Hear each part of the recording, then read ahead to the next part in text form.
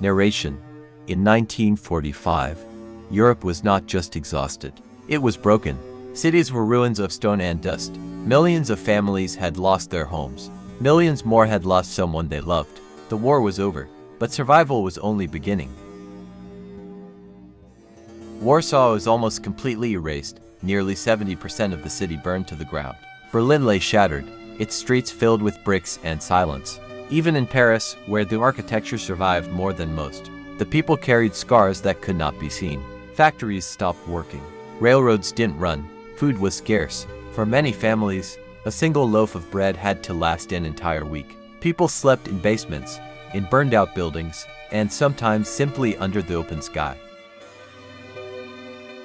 But slowly, step by step, people began to rebuild. Not governments, not armies, people. Men returning from war took off their uniforms and picked up shovels. Women who had kept life going during the war continued to work, stronger than ever. Children helped collect bricks and scrap metal. In Warsaw, broken bricks were cleaned by hand, one by one, to be used again. In Berlin, neighbors formed groups, clearing entire streets together. In France, cafes opened even before buildings had roofs, because people needed a place to feel human again. Reconstruction did not begin with concrete. It began with hope. But life was still hard.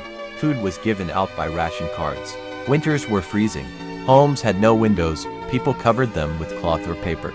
Yet even in these conditions, life continued. Children went to school. Families cooked together when they could.